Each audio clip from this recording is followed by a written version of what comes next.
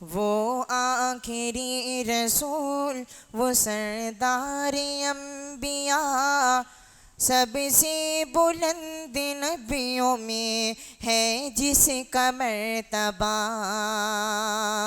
جس پر تمام ہو گیا نبیوں کا سلسلہ۔ اب ہم آپ کے سامنے ایک ایسے خطیب کو بلانا چاہیں گے جو اپنا ایک الگ انداز رکھتے ہیں، جوش و ولولہ ان کی خطابت میں، ان کی تقریر میں، اور زور بیاں ان کی پوری تقریر میں، یہ ان کی صفت ہے۔ میں اس سلسلے کو مزید آگے بڑھاتے ہوئے برادرم فضیلت الشیخ جناب صفی الرحمان صاحب سلفی حفظ اللہ و طول کو دعوت دیتا ہوں کہ وہ مائک پر تشریف لائیں، اور ایک شعر کے ساتھ میں ان کو دعوت دیتا ہوں کہ دل سے جو بات نکلتی ہے اثر رکھتی ہے، دل سے جو بات نکلتی ہے اثر رکھتی ہے، پر نہیں طاقت پرواز مگر رکھتی ہے۔ میں فضیلت الشیخ جناب صفی الرحمان صاحب سلفی حفظ اللہ و طول کو مائک پر دعوت دیتا ہوں کہ شیخ تشریف لے آئیں اور اپنے خطبے سے ہم سامعین کو مستفید فرمائیں۔ الحمد لله نحمده ونستعينه ونستغفره ونؤمن به ونتوكل عليه ونعوذ بالله من شرور أنفسنا ومن سيئات أعمالنا، من يهده الله فلا مضل له ومن يضلله فلا هادي له، وأشهد أن لا إله إلا الله وحده لا شريك له، وأشهد أن محمدا عبده ورسوله. أما بعد، فأعوذ بالله من الشيطان الرجيم، بسم الله الرحمن الرحيم.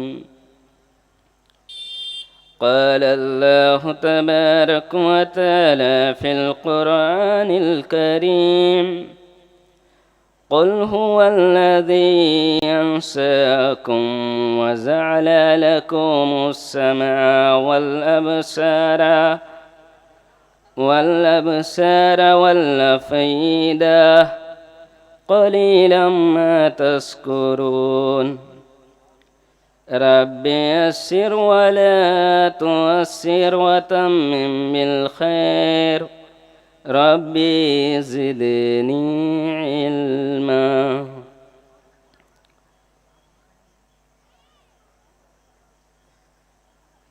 حاضرین مجلس،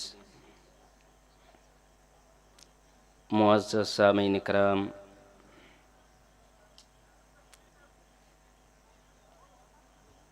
پردہ نشین خواتین اور ڈائز پر بیٹھے معزز علماء اکرام اور جناب صدر محترم، السلام علیکم ورحمۃ اللہ وبرکاتہ۔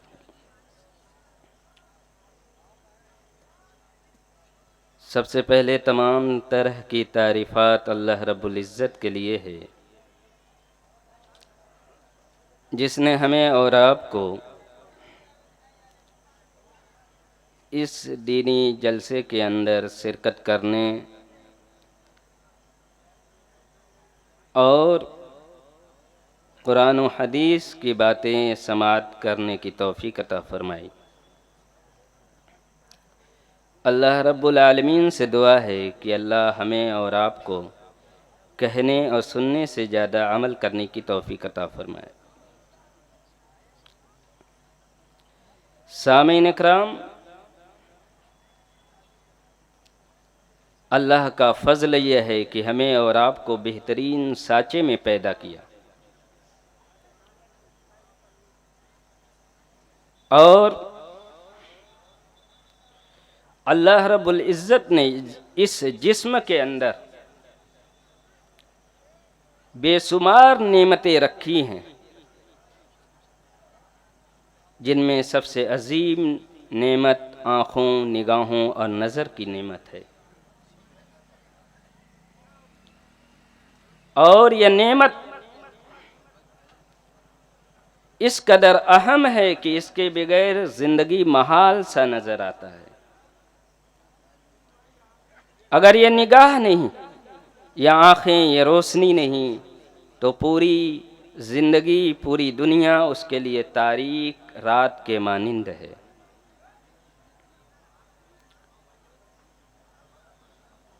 اس لیے اللہ رب العزت نے ان آنکھوں کو، ان نگاہوں کو اپنی ذات کے تعارف میں، اپنی الوہیت، اپنی ربوبیت کی دلیل میں پیش کیا، جیسا کہ اللہ رب العزت کا فرمان ہے، قُلْ هُوَ الَّذِي أَنْشَأَكُمْ وَجَعَلَ لَكُمُ السَّمْعَ وَالْأَبْصَارَ وَالْأَفْئِدَةَ قَلِيلًا مَا تَشْكُرُونَ۔ اے نبی، آپ فرمائیے، لوگوں سے کہہ دیجئے کہ اللہ وہی ذات ہے جس نے تمہارے سماعت، تمہارے کان بنائے، تمہاری آنکھیں، تمہارے نگاہ بنائے، والافئدہ، اور دل بنایا۔ قلیلا ما تشکرون، لیکن اس کے باوجود بندوں میں بہت تھوڑی سی مقدار ہے جو میرا شکر گزار ہے، جو مجھے پہچانتا ہے، میری فرما برداری کرتا ہے۔ اس آیت کے اندر اللہ رب العزت نے ان اعضاء کا ذکر کرنے کے بعد یہ بھی بتایا کہ یہ بندے ان نعمتوں کے پانے کے باوجود میری نافرمانی کریں گے، اپنے آپ کو گنہگار، اپنے آپ کو نافرمان ثابت کریں گے۔ آج آپ خود مشاہدہ کیجئے، آج معاشرے کا، سماج کا نوجوان، ہر چھوٹا بڑا، مرد و عورت، پورے جسم سے جتنے گناہ نہیں کرتا آج کے زمانے میں، اس سے کہیں زیادہ نگاہوں سے گناہ ہو رہے ہیں۔ وجہ موبائل، انٹرنیٹ۔ جبکہ اللہ نے جسم کو بنایا، اس کے اعضاء کو بنایا، تو اس کے استعمال کے آداب بتلائے، اس کے حدود و دائرے بتلائے کہ اس کا استعمال کس طرح کرنا ہے کہ تم گناہ میں مبتلا نہ ہو سکو، تم اللہ کے نافرمان نہ بن سکو، اللہ کے شکر گزار بندے بن کر رہو۔ آنکھوں اور نگاہوں کے آداب کو اللہ نے ذکر کیا، جیسا کہ اللہ کا فرمان ہے، قُلْ لِلْمُؤْمِنِينَ يَغُضُّوا مِنْ أَبْصَارِهِمْ۔ اے نبی، آپ مومن مردوں سے کہیے۔ دیکھیے اللہ نے کیا فرمایا، جب نگاہ کا معاملہ آیا، اتنا اہم ہے، اتنا اہم ہے کہ اللہ نے مرد اور عورت کو الگ الگ مخاطب کیا اس معاملے میں، نگاہ کے معاملے میں۔ یہ نگاہ کیسا ہے؟ یہ نگاہ اگر آپ گناہوں کا مطالعہ کریں گے، گہرائی سے سوچیں گے، تو ہر چیز کی ابتدا نگاہوں سے ہوتی ہے۔ حسد، جلن، غیبت، چغلی، ہر طرح کی برائی، بے ایمانی، خیانت نگاہ سے شروع ہوتی ہے۔ گمان، یہ سب نگاہوں کا کھیل ہے۔ اللہ نے مردوں کو الگ سے مخاطب کیا، ان مردوں کو یہ جو سمجھتے ہیں کہ جی ہم تو مرد ہیں، ہم جیسے چاہیں اپنے نگاہ کو استعمال کریں، جو چاہے دیکھیں، ہمارے لیے کوئی ادب ہی نہیں، کوئی حدود نہیں، کوئی دائرے نہیں، کوئی قانون نہیں۔ لیکن نہیں، بلکہ اللہ نے مرد کو الگ سے مخاطب کیا نگاہ کے معاملے میں۔ قُلْ لِلْمُؤْمِنِينَ يَغُضُّوا مِنْ أَبْصَارِهِمْ، ادب بتلایا۔ کہا اے نبی آپ کہہ دیجئے مومن مردوں سے نگاہ نیچی رکھا کریں، نگاہ نیچی رکھا کریں۔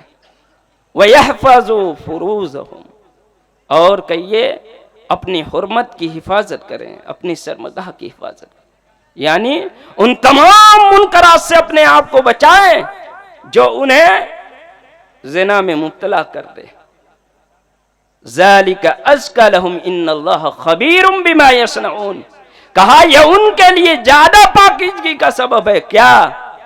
نظر کو جھکا کر رکھنا، نظر کو نیچی رکھنا، یہ پاکیزگی کا سبب ہے۔ معلوم چلا جن کی نظریں اٹھی رہتی ہیں ان کے پاکیزگی کا کوئی اعتبار نہیں، ان کے پاکیزگی کا اعتبار نہیں ہے۔ اعتبار کس پر؟ جس کی نگاہ نیچی ہو۔ لیکن افسوس آج جوان بوڑھا ہر ایک کی نگاہ اٹھی، ہر معاملے میں اٹھی ہے، ہر منکرات میں ہم ملوث ہیں ان نگاہوں کے ذریعے۔ ہم سمجھتے ہی نہیں کہ نگاہ سے دیکھنا بھی گناہ ہو سکتا ہے، نگاہ اٹھانا بھی گناہ ہو سکتا ہے، نظر سے دیکھنا بھی گناہ ہو سکتا ہے۔ ہم تو یہ سمجھتے ہیں کہ نظر ملی ہے جیسے چاہو استعمال کرو، جیسے چاہو استعمال کرو، لیکن تمہارے رب کا یہ حکم نہیں ہے کہ جیسے چاہو استعمال کرو۔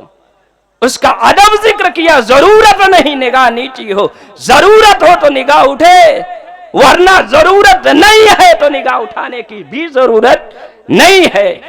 کہا ان اللہ خبیر بما یصنعون، کہا یہ جو ترچھی نگاہیں، یہ جو چھپ چھپ کر نگاہیں اٹھتی ہیں، اس کو بھی اللہ کو علم ہے کہ کون کیا دیکھ رہا ہے۔ یہ نہ سمجھنا کہ نگاہ نیچی ہے اور دل میں جو چاہے نظروں سے ترچھی اور کسی اور سے نظر چرا کر دیکھیں، رات کے اندھیرے میں دیکھیں، چھپ چھپ کر دیکھیں، گلیوں سے دیکھیں، راستوں سے دیکھیں، چھتوں سے دیکھیں، کھڑکی کے پیچھے سے، پردے کے پیچھے سے دیکھیں، کوئی جاننے والا ہے؟ اور اس سے بھی زیادہ پوشیدہ تو موبائل آ گیا، جو چاہو دیکھتے رہو، کوئی جاننے والا نہیں۔ جوا کھیلو، منکرات کرو، فحش دیکھو، کچھ بھی دیکھو، کوئی جاننے والا، بغل والا بھی نہیں جانتا یہ بندہ جواڑی ہے جو بیٹھا ہے موبائل کی وجہ سے، کوئی نہیں جانتا۔ اللہ نے کہا ایسا نہ سمجھنا، اگر اللہ کو مانتے ہو، اس کی الوہیت اور ربوبیت کو اگر مانتے ہو تو سنو، ان اللہ خبیر بما یصنعون، اللہ جانتا ہے جو کچھ تم کرتے ہو، چاہے رات کی تاریکی میں کرو، چاہے بستر کے اندر لیٹ کر موبائل کے تنہائی میں چلاتے ہوئے کچھ کرو۔ یہ سیلفی آج لوگ عبادتیں کر رہے ہیں، سیلفی، یہ سیلفی کیا ہے؟ دیکھنے دکھانے کی چیز ہے۔ اس کا مقصود کیا ہے کہ فلاں لوگ دیکھیں، انٹرنیٹ پہ دیکھیں، رشتہ دار دیکھیں، محلے اور گاؤں والے دیکھیں کہ دیکھو فلاں کیا کر رہا ہے۔ لوگ کعبہ شریف میں جا رہے ہیں، طواف کر رہے ہیں، سیلفی، حج کر رہے ہیں، سیلفی، لوگ پروگراموں میں ہیں، سیلفی، عیدگاہ میں ہیں، سیلفی، حتیٰ کہ جنازے کو بھی نہیں چھوڑا، لوگ جنازہ اٹھائے ہوئے ہیں اور سیلفی ڈال رہے ہیں میت کے ساتھ۔ اللہ اکبر۔ اللہ نے کہا ان اللہ خبیر بما یصنعون۔ آئیے آپ کو اور ذرا سمجھاتے ہیں کہ یہ مرد کی نگاہ کیسی ہونی چاہیے، اور مرد کی نگاہ جب اٹھتی ہے بلا ضرورت تو وہ گناہ ہے، وہ منکر ہے۔ جیسا کہ بخاری کی حدیث ہے کہ اللہ کے رسول حج کرنے گئے تھے۔ کیا کرنے گئے تھے؟ حج ادا کرنے گئے تھے۔ آپ کے پیچھے کون بیٹھے ہوئے تھے؟ فضل بن عباس رضی اللہ تعالیٰ عنہ آپ کے اوپر سایہ کیے ہوئے تھے، سواری پر حضور بیٹھے ہوئے تھے، پیچھے حضور کے ساتھی اور صحابہ فضل بن عباس آپ کے اوپر ردیف بن کر سایہ کیے ہوئے تھے کہ حضور کو دھوپ وغیرہ نہ لگے، تپش نہ لگے۔ دیکھیے حج کے موقع پر کتنا متبرک اور کتنا متبرک جگہ، پھر بھی اس جگہ پر حضور نے جب قوانین شریعت پر ضرب آئی تو حضور نے کیسی مثال پیش کی آپ سنیے۔ فضل بن عباس بیٹھے ہوئے ہیں، آپ پر سایہ کیے ہوئے ہیں، کوئی گمان دل میں نہیں آنا چاہیے، لیکن دیکھیے جب بیٹھے ہوئے ہیں، حدیث کے الفاظ ہیں فَجَاءَتْ امْرَأَةٌ ایک عورت آئی مسئلہ پوچھنے حضور اکرم جناب احمد مصطفیٰ رسول اللہ صلی اللہ علیہ وسلم سے مسئلہ پوچھنے. آج بھی عالم ہے، عورتیں آتی ہوں گی ان سے سوال کرنے. ظاہر سی بات ہے عالمہ موجود نہیں کہیں پر تو لوگ سوال کرتے ہیں، اور موبائل کے زمانے میں تو اور آسان ہو گیا. مرد و عورت کوئی تمیز نہیں، کوئی قاعدہ و قانون نہیں، کچھ بھی لاگو نہیں شریعت کا. عالم بھی اس میں ملوث ہیں برابر. ان کو بھی نہیں پتا چلتا کہ نظر کے گناہ ہوتے ہیں، نگاہ کے گناہ ہوتے ہیں کہ نہیں ہوتے ہیں، اللہ نے اس کے حدود ذکر کیے ہیں نہیں کیے ہیں، سب اس میں ملوث ہے. ایک عورت سوال کرنے آئی حضور سے تو حدیث کے الفاظ کیا ہیں؟ کہتے ہیں فَزَعَلَ الْفَضْلُ يَنْظُرُ إِلَيْهَا. حدیث کے الفاظ ہیں حضور کے ساتھی جو سایہ کیے ہوئے تھے حضور کو اس عورت کی طرف دیکھا جو سوال کرنے آئی تھی. وَتَنْظُرُ إِلَيْهِ. اور اس عورت نے فضل بن عباس کو دیکھا. وَجَعَلَ النَّبِيَّ صلی اللہ علیہ وسلم يَصْرِفُ وَجْهَ الْفَضْلِ إِلَى شَقِّ الْآخَرِ. حضور اکرم جناب احمد مصطفیٰ رسول اللہ صلی اللہ علیہ وسلم نے دیکھا، یہ نظر ملی، نظر ٹکرائی، ایک دوسرے کو دیکھا، حضور نے فضل کا چہرہ پکڑا اور دوسری طرف گھما دیا، دوسری جانب موڑ دیا. یہ حدیث کے الفاظ کیا بتلا رہے ہیں؟ یہ واقعہ یہ بتلا رہا ہے کہ نظر اٹھی اور صحابہ اور صحابیات ہیں ایک دوسرے کو دیکھا. مکہ کی سرزمین حضور کے موجودگی میں، وہاں پر کسی خطا کا خطرہ نہیں کیونکہ عوام ہے اور سب سے بڑی ذات حضور کی ذات موجود ہے. پھر بھی حضور نے جب نظر ملی وَجَعَلَ الْفَضْلِ إِلَى شَقِّ الْآخَرِ، پکڑا چہرہ اور گھما دیا. اور اس حدیث کے مطابق جس کا حکم دیتے ہوئے حضور نے کہا مَنْ رَأَىٰ مِنْكُمْ مُنْكَرًا فَلْيُغَيِّرْهُ بِيَدِهِ. جب کوئی برائی دیکھ تو اس کو اپنی ہاتھوں سے بدل دے. فَإِن لَّمْ يَسْتَطِعْ فَبِلِسَانِهِ. اگر تیرے ہاتھوں میں دم نہیں زبان سے بدل اور اس کو روک. فَإِن لَّمْ يَسْتَطِعْ. اس کی بھی طاقت نہیں تو کیا کر؟ دل میں برا جان لے. اب ذرا سوچو کتنے عالم ہیں جب ورچوئل ہوتے ہیں، انٹرنیٹ پہ ہوتے ہیں، فیس بک پر ہوتے اس پر ایڈورٹائز اور مختلف قسمیں سب کچھ آتا، سب کچھ، ہر چھوٹا بڑا سب کے ہاتھ میں موبائل، مرد اور سب کے، لیکن کوئی خیال نہیں. سامعین اکرام ضرورت ہے اس بات کی کہ اپنی نگاہوں کی آپ حفاظت کیجیے. اب آئیں عورتوں کی طرف. ہماری عورتیں سمجھتی ہیں کہ ہم نے کالا پردہ اوڑھ لیا، نقاب لگا لیا، اب ہم بازار گھومیں کہیں بھی جائیں کوئی روکنے ٹوکنے والا نہیں. کچھ کہو تو کہیں ہم پردے سے ہیں. بعض لوگ بالکنیوں میں، کھڑکیوں پر، چھتوں پر، ارے بھئی ہم اپنے گھر میں ہیں. لوگ عورتوں کا یہ کہنا ہے، لیکن اللہ نے کہا نہیں، ایسے نہیں چلے گا. یہ کوئی بہانہ نہیں. پردہ کرنے کے باوجود بھی عورت کا نگاہ نیچی ہونا چاہیے. یہ مردوں کو پہلے مخاطب کیا. یہ جو مرد یہ سمجھتے ہیں نہیں، پہلے مردوں کو روکا پھر عورتوں کی باری آئی.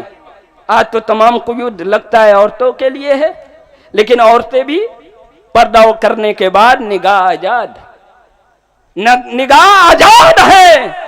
جو چاہے دیکھیں، جن بازاروں میں چاہیں، جن دکانوں میں چاہیں، چوراہوں پر، پارکوں میں، ہر جگہ نظر آتے ہیں اور ہر چیز دیکھنے سے نہیں چکتی، نہیں چکتی ہیں.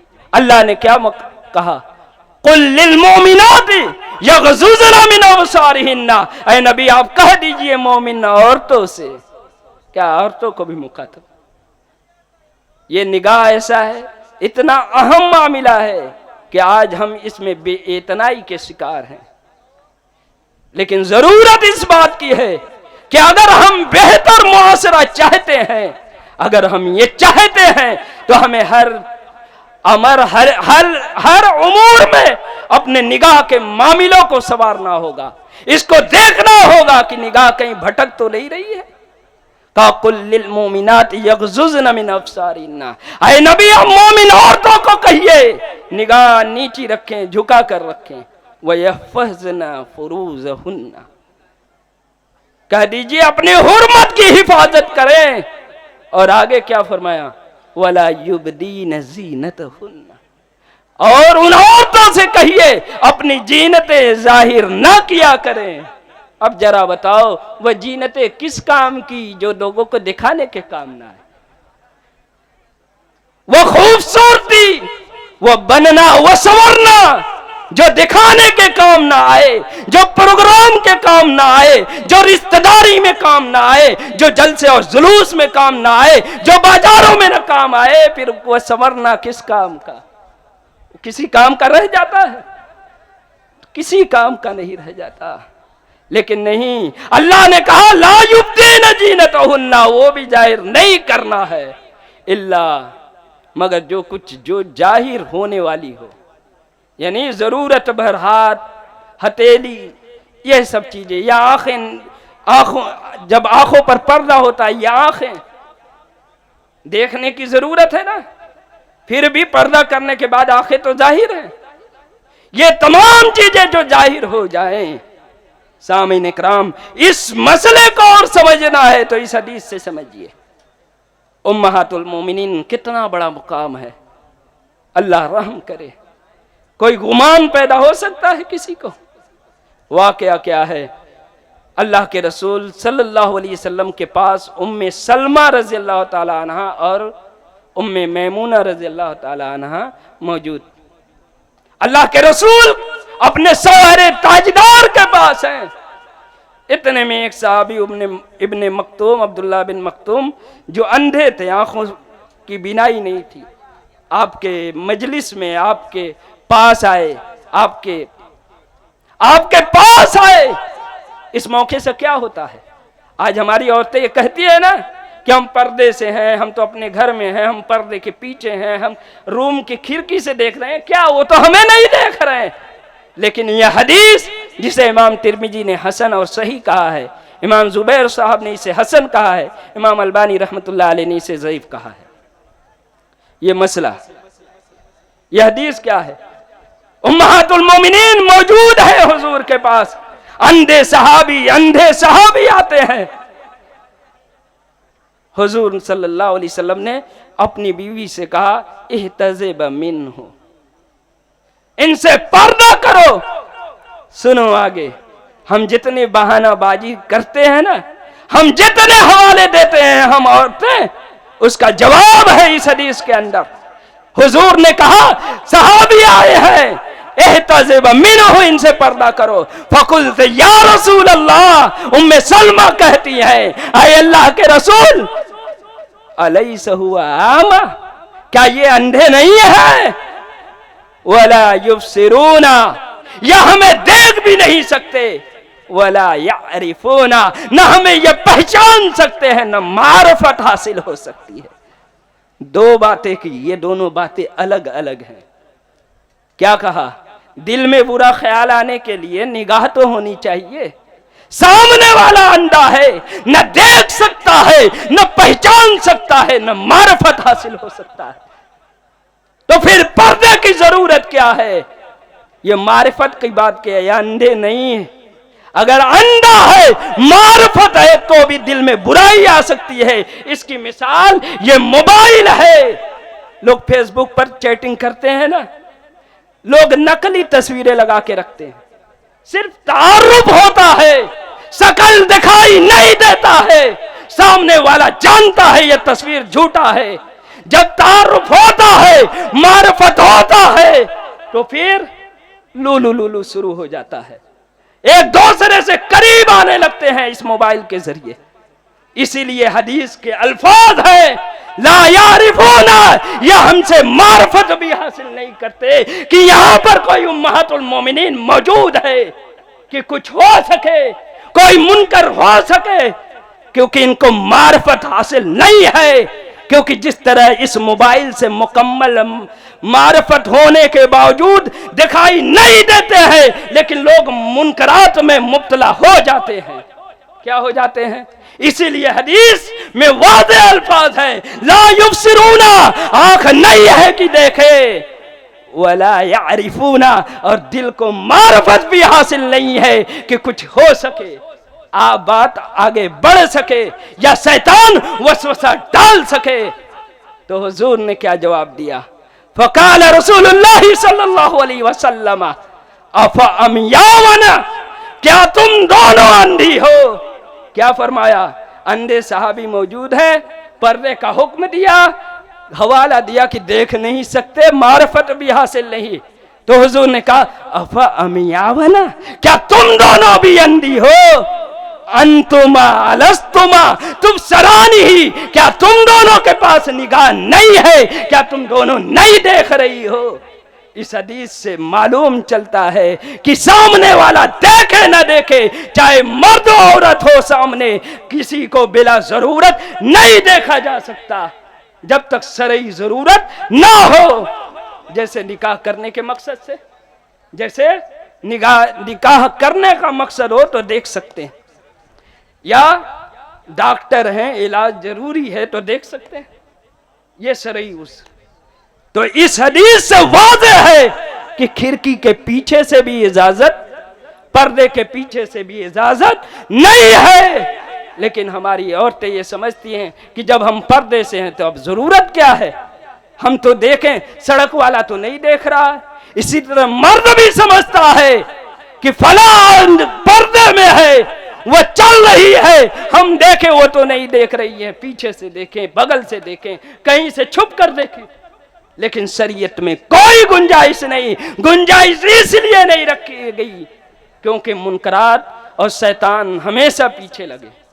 آج آپ معاشرہ دیکھیے، ہر گاؤں اور محلے اور ہر گھر کا یہ واقعہ ہے۔ اب ذرا یہ مکمل موبائل پر آ جاتے ہیں، اب مکمل موبائل پر آ جاتے ہیں کہ موبائل سے سیلفی یا فیس بک یا واٹس ایپ یا ورچوئل دیکھنا، اور جن کی شادی لگی ہے کیا وہ بھی دیکھ سکتے ہیں یا نہیں؟ نہیں دیکھ سکتے۔